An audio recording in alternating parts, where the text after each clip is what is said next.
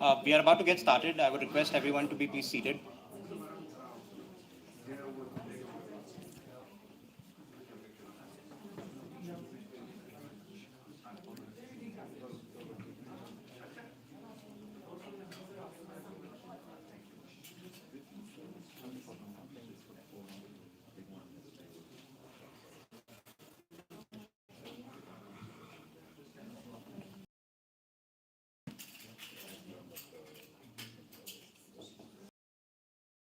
Very good afternoon to everyone joining us here physically and the audience joining us online. It's been, I'm sure, a hectic Davos, and one of the themes that stands out is related to climate change. So we're here to, discuss about initiatives technically relating to sustainability and climate change, and especially India's efforts in that direction. There are no two doubts that if we have to, fight, and I don't want to sound the alarm on this climate emergency, but technology and finance will remain the most critical pillars to do that. We have a very diverse and a very power-packed panel. People coming in, very eminent people coming in from various domains, and we are lucky to have them here. So thank you to all the panelists for joining us. And, I would request everyone to introduce themselves, and then we can get started with the questions. So. Hi, my name is...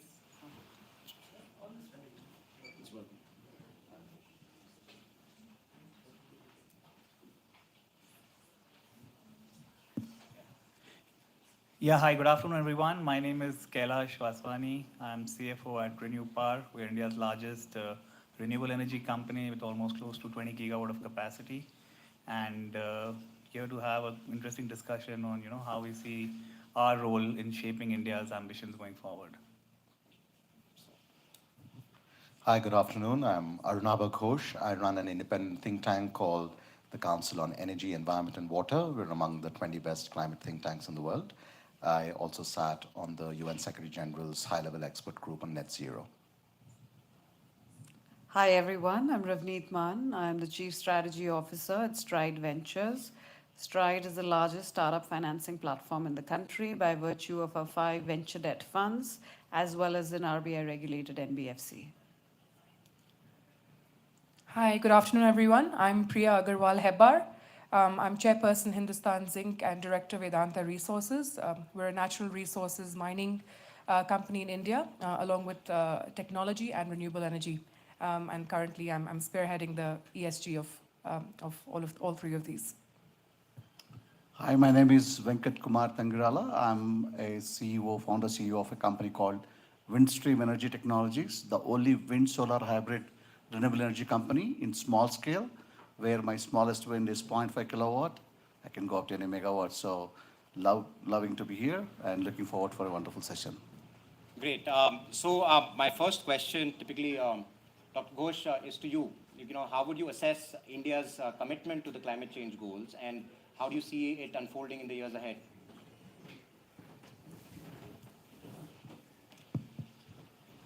Thank you. How do I assess the commitment? I think the way I assess commitment is by action. And if you look at in 2015, when we announced the nationally determined contributions as part of the move towards the Paris Agreement, one of the things was that we'll reach 40% electricity capacity would come from non-fossil sources by 2030.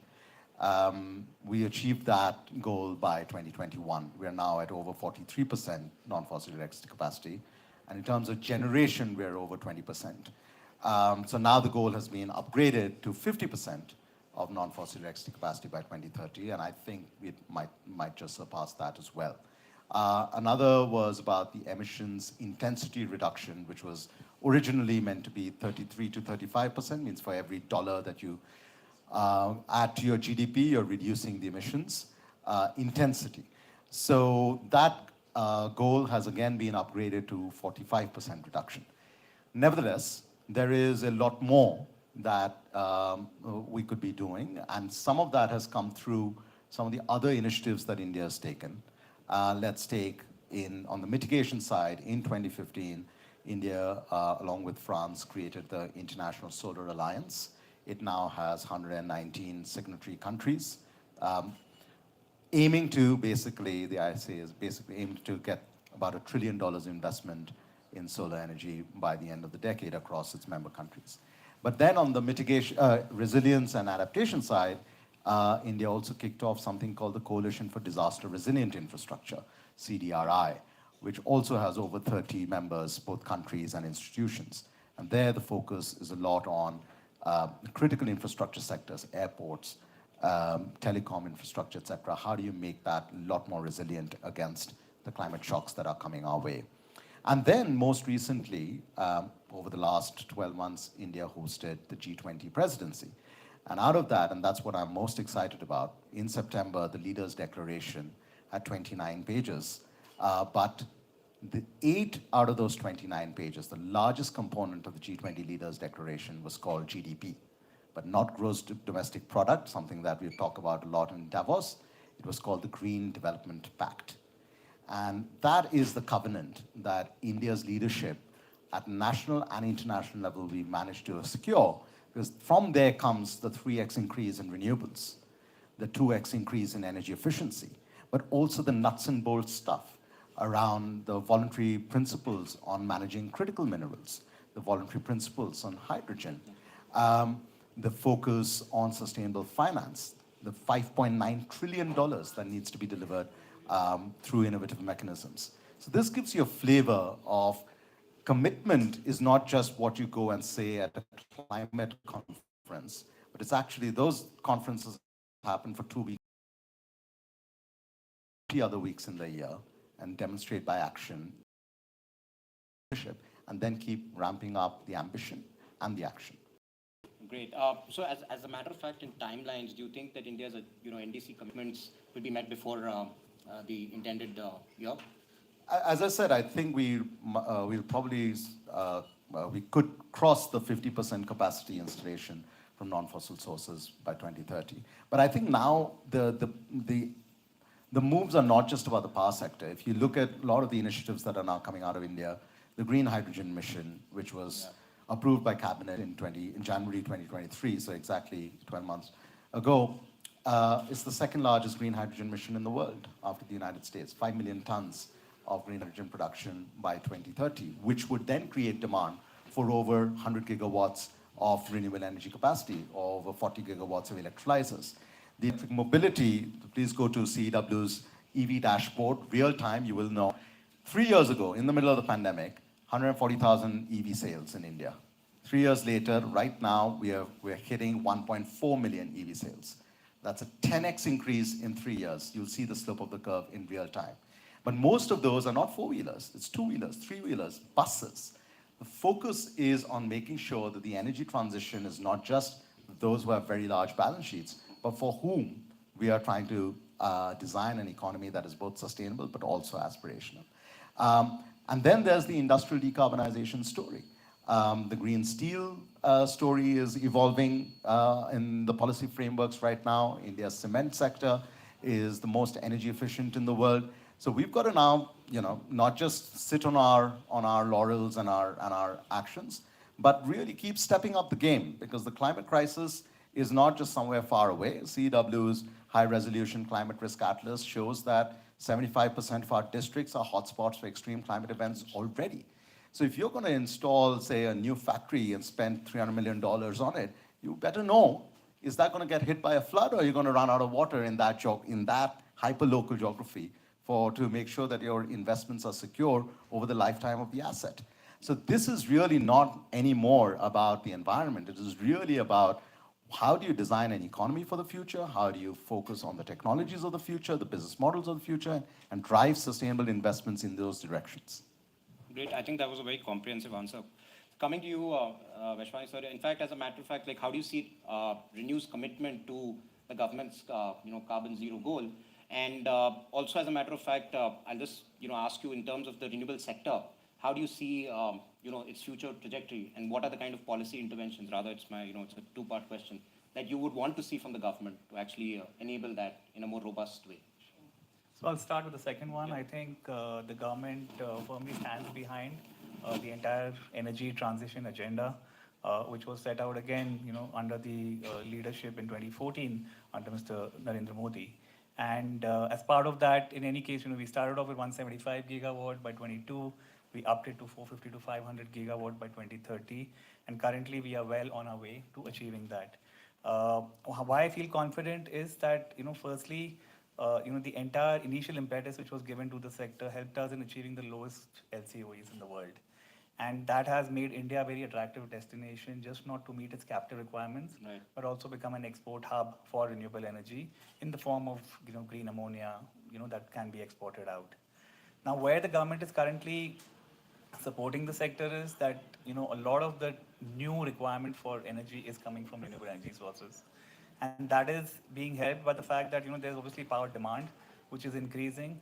The government is not allowing too much fossil fuel capacity to come up, and hence most of this incremental demand will be met through renewable energy sources. Right. Now, the advantage apart from the lower price is that it's fastest to market. So within a 2-year time period, you can have a project up and running, and that is very valuable because that means that you can base a lot of your plans, future load forecast, on capacity which Yeah. is tangible and can be planned in a certain manner.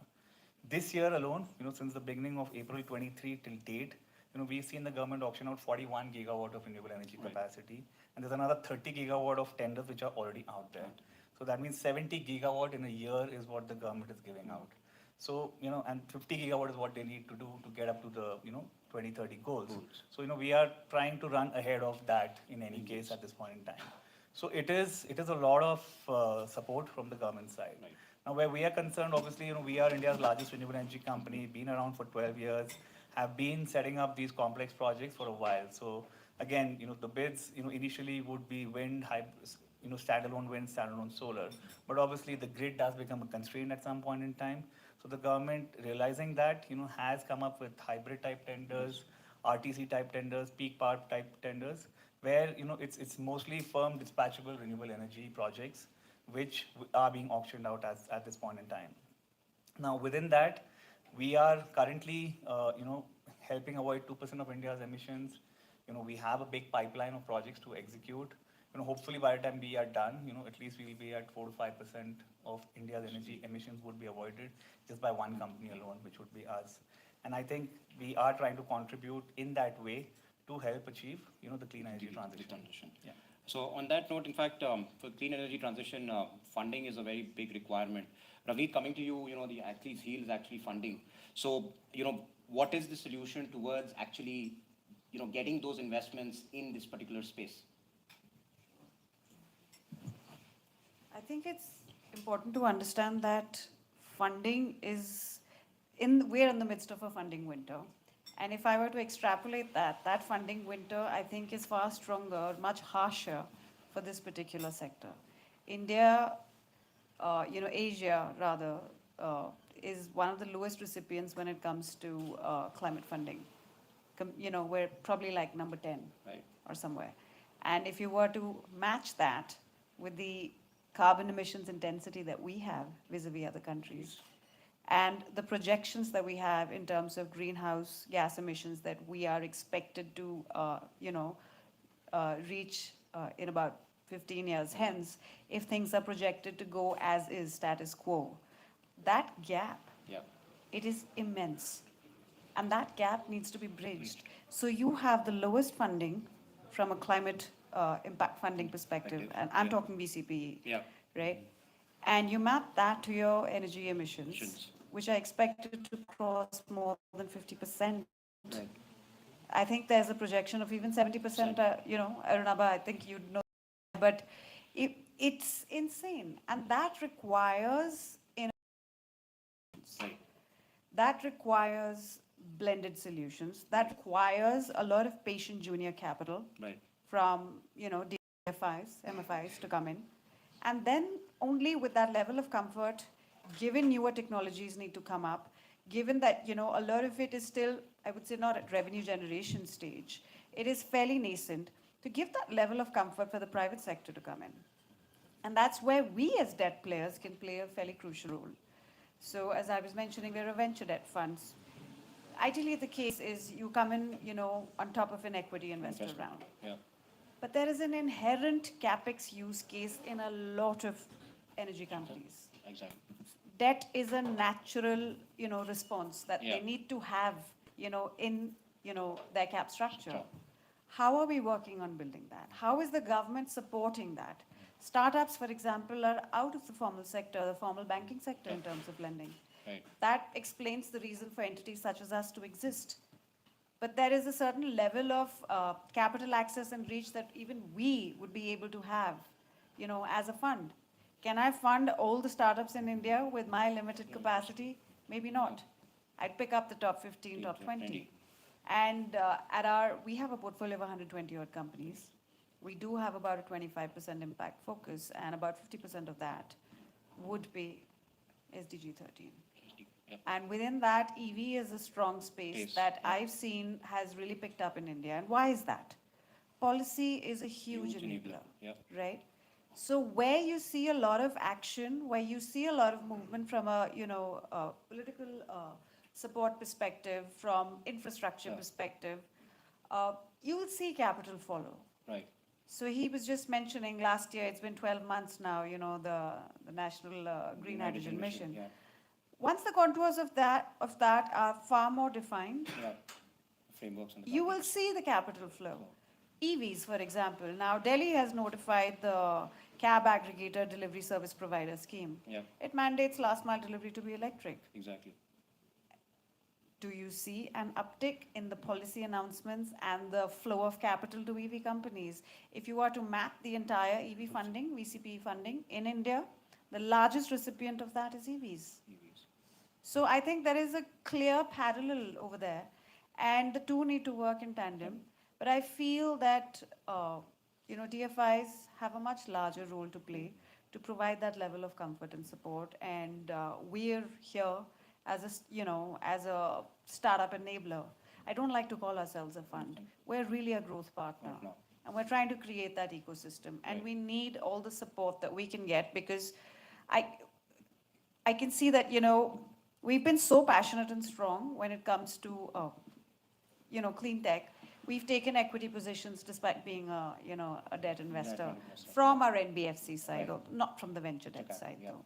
And that's just opened, our eyes and exposure in terms of us being able to now look at EV financing, for example. It's a new offering that we've just recently launched. You don't see, traditional lenders financing EVs. Why is that? Yeah.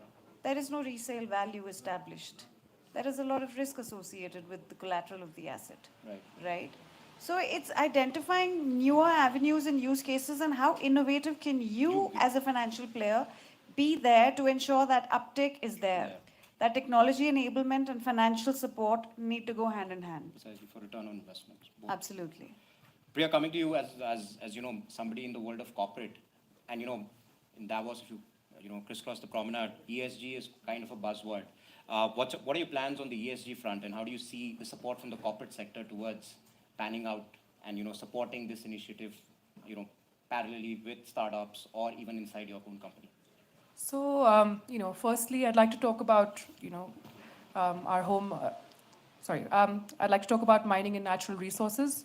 5 years ago, when we used to come to Davos, Yeah. it wasn't really a topic of conversation.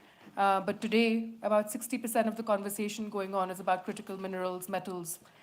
And what's amazing is that India is at the sweet spot of that. Right. We've only explored less than 20% of the minerals that we have.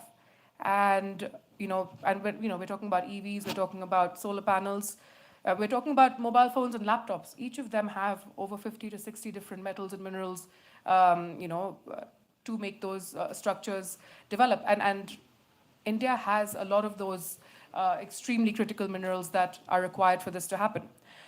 So firstly, when it comes to the business itself, it's a very, very important, sector that we should focus on and focus more on. We're talking about lithium, cobalt, nickel, all of the, critical minerals, but we can't forget, your aluminium and copper. These are minerals that cannot be replaced. When we talk about EVs, we're talking about lithium-ion batteries, But a new IIT and IIMs are saying that actually zinc air batteries may be better because they're safer. So in the world of minerals and metals, which is really a hot topic of discussion, because India is in a great place. I'd encourage everyone to really look at this space in India and support it via policy. And it's an area which today has actually, back in the day, and traditionally, we look at mining as a sector that is environmentally damaging. Whereas today, with the innovation and with the progress in our ESG, it is close to not environmentally damaging at all. And we today have had, not in India, but in the entire world, signed the largest renewable energy contract. We're looking at our Hindustan zinc asset will be net zero carbon within the next 5 years, we're not, traditionally these sectors are not only looked at in terms of carbon, we're looked at in terms of male dominating. But we're in 2019 when women were allowed to go underground to mine, Hindustan Zinc was the first company to get women underground. These are women who are, lifting forklifts. The first rescue team of India, all women, is in Hindustan Zinc. So it's really a sector that can shatter barriers, and it's a sector that's that if we are working with the right policy and the right ESG norms, we can India can be really not anymore net importer. Where we're spending billions importing these minerals, we can become a net exporter. Right. And so we should really encourage the sector to grow, and there's a lot that we can do here. Thank you. You've spoken a lot about finance. Coming to Mr. Tangirala, you have been an innovator, technologist. How do you see technology commercialization panning out in the renewable energy space? Doing something different in a space that is established for a number of years is really challenging as a CU. When I first integrated wind with solar, which are vertical axis wind turbines, who are experts in this domain came to me, looked at my product and said, oh, good, you are rotating your fans using the solar power. And the other fellow said, these are being used in fields these days, so these are to keep the birds and animals away. So this is the kind of perspective that the people carry when you try to do something different. And the policies, as people spoke rightly, innovation should have a policy backing. Because I remember 10 years back when I started this wind solar hybrid solutions, and combining, just to tell you a perspective, combining wind and solar is not an easy task. Even if you Google wind solar hybrid solutions, you get block diagrams. The reason being, the wind is AC power, the solar is DC. Wind is erratic, solar is stable. Will give a biggest boost because the batteries, all the sectors that they're out need storage, green hydrogen, batteries, EV, all these needs 24/7 power, whereas solar can give only 4 and 4.5 hours of irradiation, and that's when it happens. And as you know, once you stop charging a battery, it discharges whether you use it or not. The reason we have got into hybrids is to improve the battery efficiency by 30%, not only by improving the efficiency, the seasonality, which is the biggest challenge of solar, can be countered with hybrid systems. Now, coming to commercialization of it, we have to really work a lot with respect to the policy makers, because it's like, until unless there is a parallel, there is no policy. And you can't be having a parallel until unless there's a policy to encourage. So it's a challenge. Not every company will be supported by a growth fund or a partner fund or can be bootstrapped.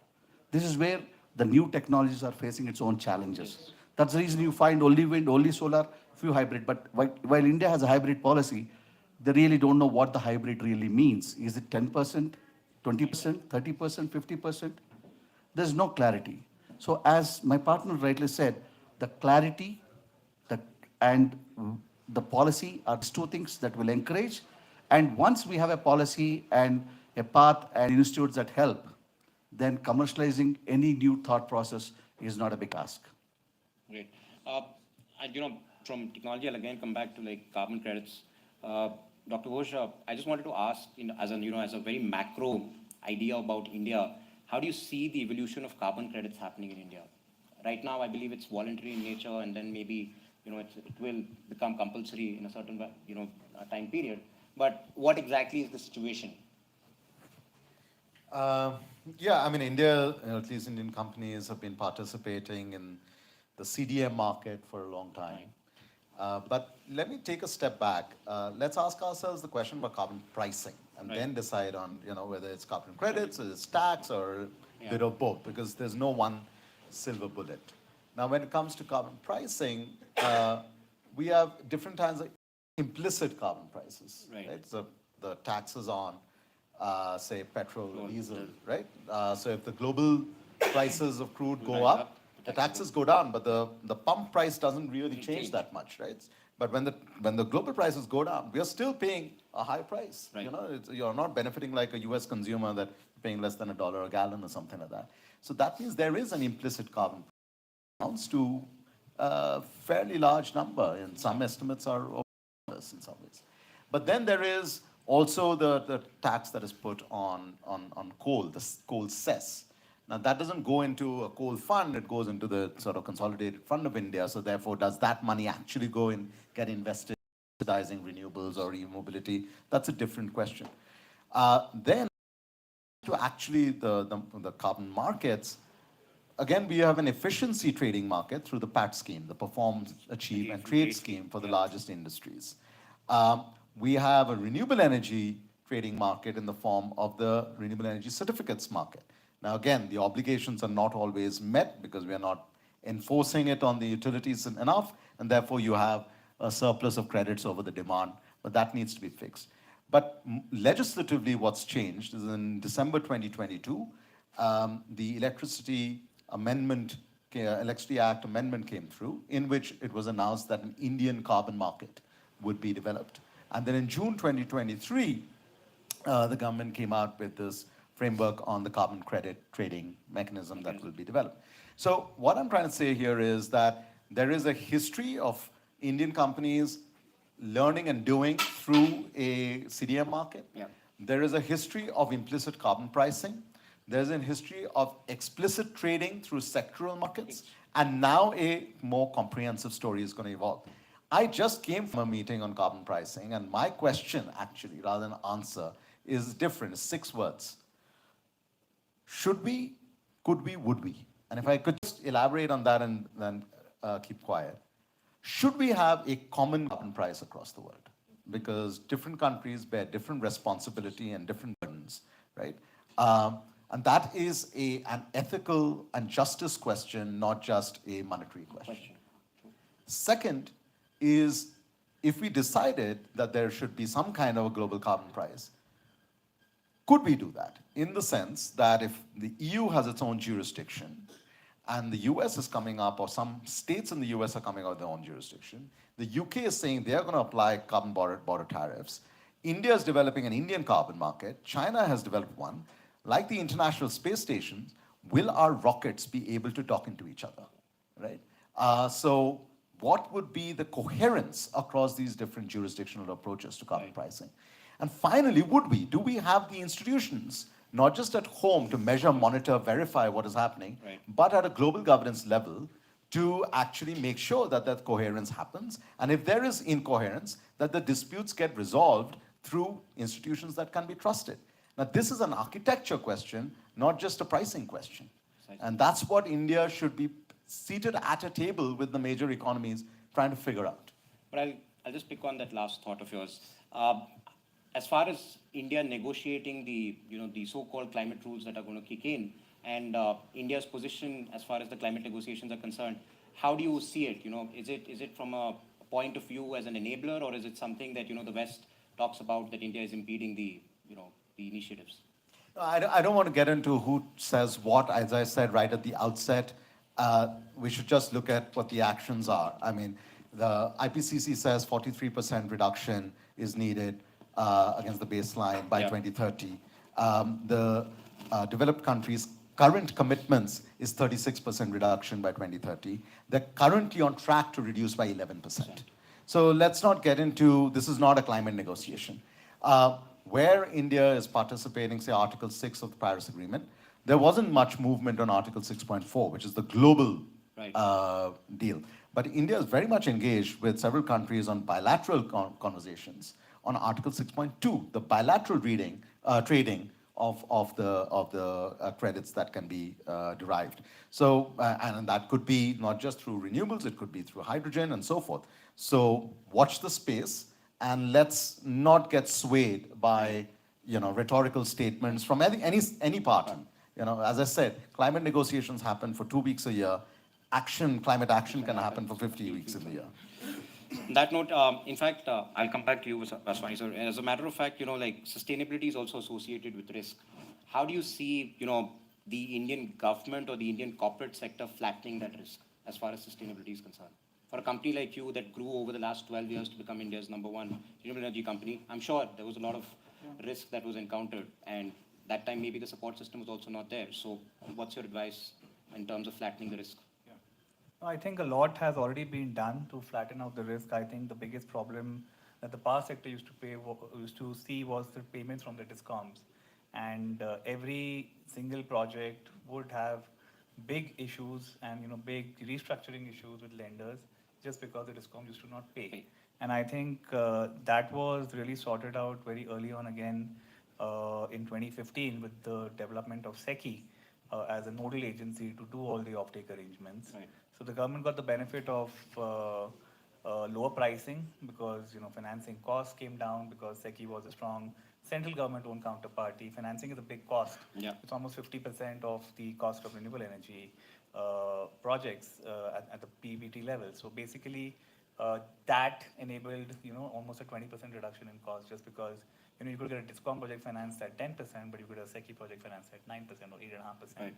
So big reduction happened as far as financing cost savings are concerned. The cost of capital requirements came down because the risk in the projects came down, and that resulted in the tariffs actually coming down to 2 rupees. So that was one flattening out of the risk which was done. I think the other big challenge, which we have already spoken about, but I'll just add to that, is that on financing, every year we will require almost $30-35 billion of debt and $15 billion of equity. So almost $50 billion of capital is needed. Where this capital is going to come every year? Yeah. It's not something which is thoroughly planned, I would say. Yeah. Yes, a few actions have been taken. The government set up NAFID most recently as an infrastructure specialized financing institution. PFC, REC have been given large mandates to do renewable energy projects. So that's helping meet some part of the gap. But I think still, there will be some risk associated with, achieving this ambition. Yeah. And hence on financing, I think some more work needs to be done. We've been propagating for a while that a lot of the PSU lenders and all currently are not financing much in this area. Through priority sector lending, some part can be sort of encouraged. Yeah. Currently, we have like 15 crore rupee of limit under PSL for renewable energy projects, which is nothing. Obviously, if you have gigawatt ambitions, then we cannot have like megawatt type of limits available. So I think there a lot can be done. I think the bond market in India continues to remain very shallow. Yeah. I think there a lot can be done because these projects have like 20-25 year cash flow stream, which is assured. There are a lot of liabilities which insurance companies have, pension funds have, which can be easily mapped to this sector. But we've tried credit enhancement, but again, not too much success has been seen. So I think there needs to be some more effort that needs to be put in place to achieve some of those outcomes. So I think some of these two risks, would result in more robust. Yeah. Yeah. So as Ravneet, coming to you, and putting on your VC hat, where you actually want to predict an Uber before an Uber comes into picture. What do you think in terms of technologies in this space of sustainability and green tech will drive the future? I think, to be honest, I mean, since you did put the caveat, put on your VC hat, you're going to look at exits. You're going to look at where you can monetize that technology. And I think that's going to be a crucial factor to play. And I think Venkat mentioned that to some extent. it's quite clear that as an investor, while I am investing, into these technologies, it is profit with purpose, but both the P's are as important. And that's where I think I want to tie into something that, Arunabha was talking about vis-a-vis carbon credits. Right. So two of the only two EV companies in India Right. that are Vera certified are both our portfolio companies. Do I have a way to monetize those credits, to have visibility into what pricing can we be looking at, having a buyer? That's fairly fluid right now. Having concrete structures there, that'll really help me, double down my exposure. So I think it's a multitude of factors Does. that come into play. You can't pinpoint on a technology going to be, all the boxes have to be checked. Right. Priya, coming to you, and Vedanta is a global giant in many ways, and the supply chain is also shifting. The contours of it is completely shifting. How do you see, global investors integrating into the sustainability supply chain or the tech value chain that has been created in the green space here in India? So, there's currently Vedanta is undergoing a demerger for exactly that reason. We realized that, having 14 different entities of pure play models attracts much larger investment because, you have a separate recycling vertical, you have a separate renewable vertical, you have a separate, display glass vertical, silver vertical, aluminium vertical. And, and going back to the, earlier question, a little bit of context. When we talk about the Paris Agreement's 2070 goal, we need 3 billion tons of metal to make that happen. Right. And for that, and I think that's what's making the industry of critical minerals so important in today's date. And, as you're saying, in terms of investment, in terms of, supply chain, today everybody is looking at, greener companies, companies that are more sustainable, and I think we can see that wave, we can see that energy, we can see that change, and really India's on top of this.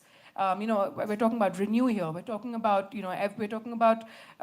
companies that are leading when it comes to renewable and when it comes to sustainability, when it comes to talking about the entire world and universe of this. And what's wonderful to note is that as a sector, and coming back to the sector that about mining, many years ago, we could see mining as a sector that was like a bloodbath. Yeah. But we used to say it was environmentally destructive. A heart surgery that used to, if you were talking about a heart surgery, an open heart surgery, but in today's date it can be done robotically, laparoscopically, with almost no environmental harm, and everything gets refilled. So really, it's from 0 to 100, everything from ensuring that the company itself is sustainable, plus ensuring that what we're doing is a part and parcel of the energy transition of tomorrow. That's really what's critical. Right. Mr. Tangirala, as a technologist, and generally green tech is considered to be deep tech. Now, deep tech technically comes with a lot of risk. And one of the important factors remains that for a technologist like you, do you think that the ecosystem has evolved? I'm sure it's evolving, but how would you like to see the ecosystem to support entrepreneurs like you who are in the space? I will tell you the green business is a very tricky business. Right. If you look at 100% of the customer base, 10% of the green tree huggers, who understands this domain, who understands the value of it. 30% of them are compulsion. The government says, you have to have this percentage of green energy in your this thing. And 60% of them are the no-haves, Yep. who does not have money, who does not have resources, who does not have technology. For them, what all that they need is 2 lights and 1 fan. So going to that, getting deep tech majorly involved into this renewable energy will make it more costly. So what we are today, what they need is, you need to produce power in the remotely. Distributed power is going to go big way in the coming years. The mega gigawatt plants are going to shrink into mini microgrids. Right. Because 30% of the world does not have, transmission lines yet. Right. Okay. Can you believe that 74 hamlets in Kerala, almost all 200 hamlets in Karnataka did not see power for the 75 years? That's where you want your green power to be. Okay. So while going there, what all the things that we should make your tech simple, like where you should know in those remote areas the things are functioning fine, the batteries are functioning fine. That is the level of simple green tech or deep tech is needed. And once again, the technology is needed for people who are trying to calculate carbon emissions using these things. Yeah. Making it cheaper is by adding value to it by carbon credits or all those things. So the simple the technology, the easy to use, and it will reach the common person where he can also access to it. Fair. Dr. Ghosh, we are in Davos, and for the global investor here, what's your message to invest in India in terms of the sustainability space, the green space, and how does it generally? What's the excitement level that you would project to him in terms of India? I mean, there's always a danger of, excitement being mistaken to be embellishment. And that's why I'd rather just stick to the facts. Right. And the facts are that India is already the fourth largest renewable energy market in the world. It's not working? Not working. So. All right. Yeah, so now I'm speaking truth. So I'm just sticking to the facts because, as I said, Davos, there's a lot of fluff also that goes on because people are trying to attract investment. So let's look at actually what's been done. Right? So it's the fourth largest renewables market in the world. The scale of deployment that is needed basically translates to every hour for 10 hours a day for the remainder of this decade, we have to be deploying 11 to 12 megawatts of clean energy. Every single hour. And that then creates its own supply chain up the curve, upstream for the minerals and the materials, and the value chain downstream of the end consumer, whether that end consumer is a household or an industry, etc. So now, if you're an investor, you can decide, do you want to go all the way upstream for clean mining? Do you want to do processing of those minerals? Do you want to do manufacturing of the panels? Do you want to do manufacturing of the battery? Do you want to do optimization and bring in the digital revolution in there?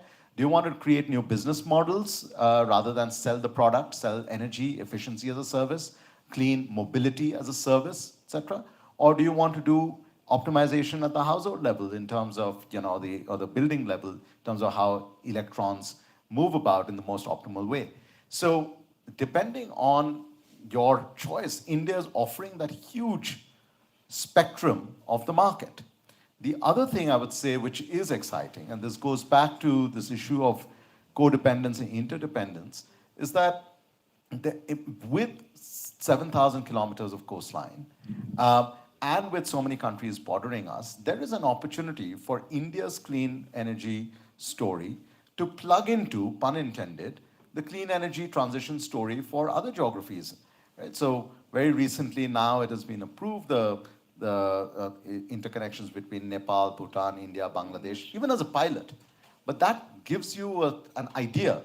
Prime Minister Modi announced something called One Sun, One World, One Grid in the Glasgow Climate Conference. So how is power generation, clean power generation in Southeast Asia going to hook up with what we're doing in India, in South Asia, which could then potentially hook up with what is happening in West Asia?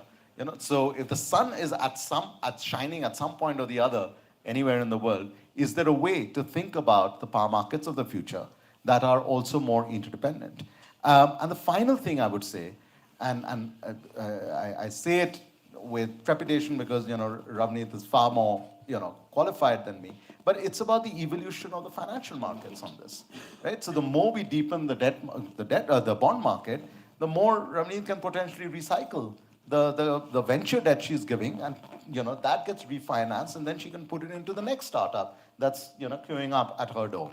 So there's an information asymmetry often, not just about what India is doing, but even within India, but what is the scale of the ambition, what we've already done, and whether you're making money or not. I'll just close with this one metric.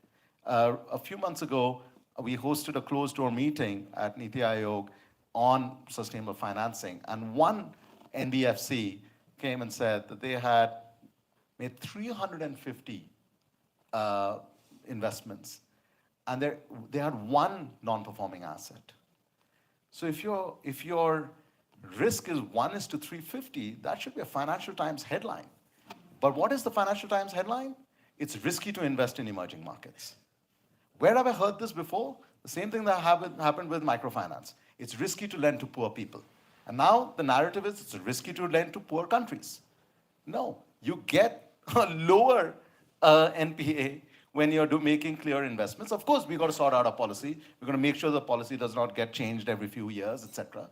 But there is a different way to reduce the information asymmetries and upscale the work that we're doing on the ground. Thank you. Sir, Vaswani, sir, one final question. In fact, everyone's bullish on India becoming a $5 trillion economy very, very soon. And also, the fact that, I may be wrong here, but energy transition is a theme, geopolitically as well. Whether you look at battery storage or whether you look at, green hydrogen, there's a certain sense of competition also amongst nations.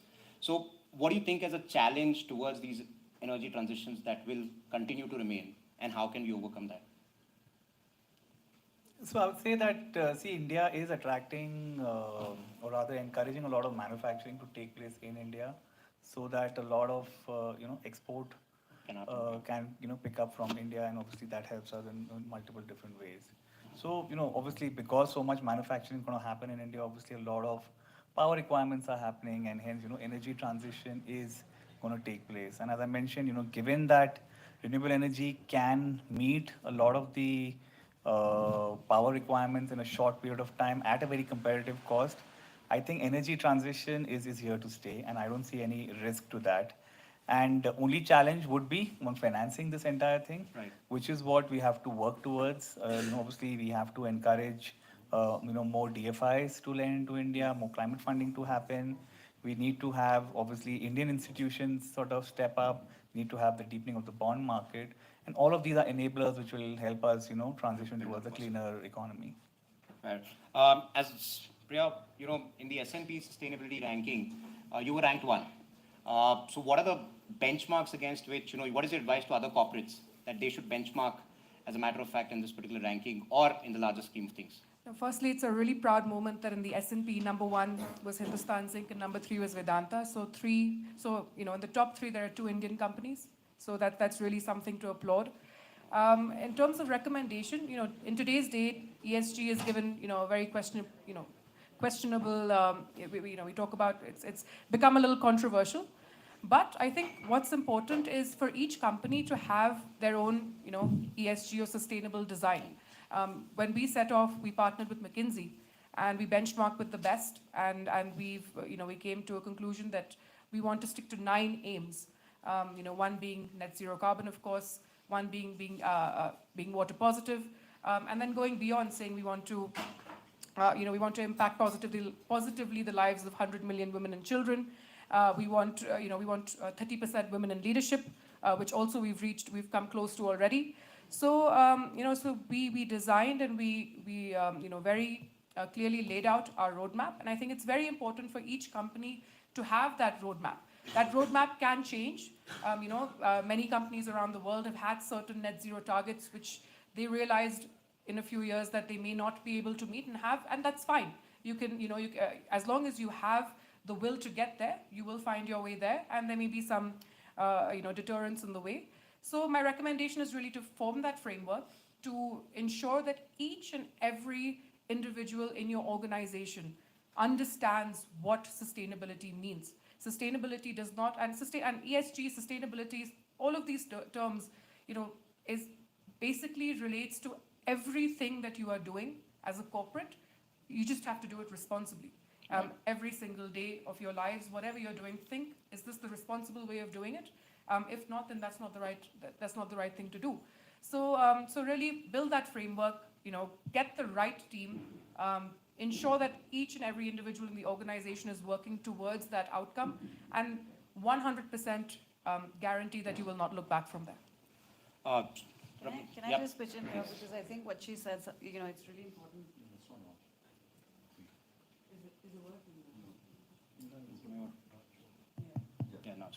It's just the perception of sustainability, you know, how she was saying, laying out the guidelines, getting people there. I think it's important to understand that there is a change, there is a shift now. Sustainability is not a cost element. It is not a Competitive. compliance. Yep. It should be a competitive advantage. And I, you know, if you link it to your earlier question, those who are able to recognize that and monetize that are the ones who are going to be coming out as winners. On that note, I'll throw the the questions open to the various audience that's joined us here, and anybody can ask our panelists a couple of questions. We're running short on time, so any questions? Right there. Lovely audience. Oh. Thank you, Jonas Moberg, Green Hydrogen Organization, working a lot with Renew and others. The large-scale renewable green hydrogen economy is taking off in India. There is no doubt about it. We see incredible leadership from you guys and many others. We're still struggling to find our customers, and that is a global issue. So I guess my question, not least to you, Arna, but how do we unlock that? And I'm putting it to you because it's partly that the commercial mechanisms don't work that well. Business leaders are not always that great at finding each other. There is more oil in the machinery that we can inject. But there is also quite a lot of bigger policy stuff that needs to happen to give confidence to business leaders to place the orders. It's a great question, Jonas, and thank you for all the efforts that you and the Green Hydrogen Organization is putting in. Again, in the context of buzzwords, etc., some would say, "Oh, is green hydrogen just is just hype or buzz, etc." But if you actually look at heavy industrial decarbonization, whether it's steel, fertilizer, petrochemicals, etc., sustainable aviation fuels, this is one of the big bets. It's not the answer to everything, but it is an important big bet, which is why the United States has a target of 10 million tons of production. The EU as a whole has a target of 10 million tons of production and 10 million tons of import. India has a target of 5 million tons, but if you add it up, at CW we counted a few months ago about 60-odd countries that have hydrogen programs and policies and missions. I think that number is constantly climbing. But when we looked at bilateral arrangements, etc., most of it wanted to basically be exporting. Right? Now, I trained originally as an economist, and the first thing you learn is if there is supply, there has to be also demand. So if everyone wants to be an exporter, you have to ask yourself, is a Martian going to come and import the green hydrogen, which basically goes back to what Jonas is asking. Now, I think there are two things we got to do in this. At least two things we got to do. Number one, these major economies that we have, we've got to start looking at our domestic markets. You have to create the offtake in the domestic market in the first place, right? And I give an example. Today, manufacturing green hydrogen is 300% more expensive than manufacturing green hydrogen from coal. Right? But manufacturing steel using green hydrogen versus manufacturing steel using coal is 150% more expensive. Right? But if you put that green steel into a car, even if it's a petrol car, but just the physical body of the car, the additional cost translates to sometimes 1 or 2% more than the cost of the car. So then when you say, oh my God, I can't make green hydrogen because it's 300% more expensive, why don't we have the consumers lined up through offtake agreements or market design that demonstrates the end price of a much more sustainable product is marginally more expensive, right? And when you factor in carbon pricing, it actually makes monetary sense, what Ravneet was referring to earlier. So this approach that large economies have to do in creating those offtake markets is critical. And the second thing we need to do is, and I have invested a lot of my energy on it, I know Jonas is also working on this, is we need a global governance architecture and the rules around green hydrogen. Because if everyone is going to have their own definition of what shade of green is their hydrogen, then you're never going to get trade. And that is exactly what's happening, and we're getting regulatory islands around green hydrogen, which is we're going to kill the market before it's even born. So for me, these are the top two priorities: create domestic offtake so that domestic producers feel the confidence before they start signing export-import agreements. Secondly, create a regulatory architecture defined around certification and standards for green hydrogen. Any other questions? Right there. So we recently read Vedanta is basically working around sustainable logistics, so pioneering sustainable logistics. Can you give us a bit more detail on that? So I think in terms of sustainability, Vedanta is going end to end. Whether it's we're spending $1 billion to electrify our entire fleet, and the first electric mining fleet was launched at Vedanta just a few months ago. And we're really looking at sustainability in every possible way: Scope 1, Scope 2, and Scope 3. Hindustan Zinc was the first Indian company in the SBTI to have a focused Scope 3 goal as well. So, this is something that we're very proud and very passionate about, and we will ensure we work right through towards the end. So any further questions? One last before we close. The audience is good. Well, yeah. Venture something. So, I'm with Anchor Group based in Zurich. We've been working on cross-border investments and joint ventures between India and Europe since 2007. Nature of those has changed. So, back then it was more Indian corporates interested in investing here. I think over the last 5 years and 3 years in particular, there's more appetite for reverse. And certainly we work a lot in recycling, energy.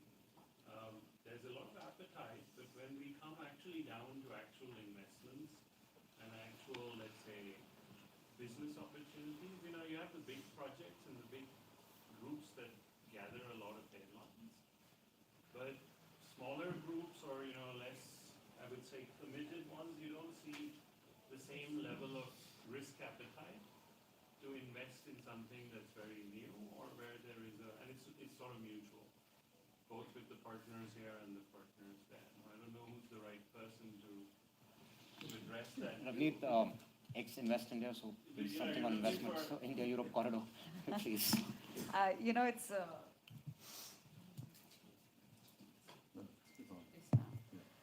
It's interesting you asked that question today. I was just in a closed-door roundtable discussion yesterday on Indo-Nordic industry collaboration on sustainability. And I think there definitely has been a G2G push to some extent, which is why you mentioned some of the larger projects are sort of covered. But it's, the rest of the curve that really is what you're talking about. And I think there's a lot that can be done there from both a G2G as well as a B2B perspective. I volunteered my organization yesterday at this, platform, that we can have more active dialogue and collaboration for greater discovery and awareness. And I think once that discovery and awareness and that information dissemination is there to the right audience with the right level of detail and the right level of information, there's possibly going to be much greater gumption and ability for people to close, a lot of those conversations and, have fewer fence-sitters. People go in with a, high level of interest, a lot of exploration, but closure is something that's not really happening. And so I think it's discovery as well as closure. And for that, there are, private mechanisms that we've been sponsoring, and I'd be happy to talk to you outside as well. Stride, for example, as a platform, we've been taking our startups, for, I would say, road shows, having them meet the right people. We've set up an ADGM, so we're no longer just an Indian entity. We're trying to be a global fund because we're seeing a lot of appetite in Indian unicorns and startups who are looking at the world as their market, right? And so they are looking at a lot of such opportunities. How can I look at providing them a more established, streamlined platform to have much greater market access as a fund? That is something that I can do at my level, but can I look at doing this more formally WEF has been a great platform if you've looked at Uplink, for example, in the sustainability space. So there's a lot that's happening there, but I think we can definitely do a lot more in terms of getting the word out there. On that note, I think we should close. And thank you so much for joining in. And thank you so much to the panelists. It was a very insightful panel. Thank you so much.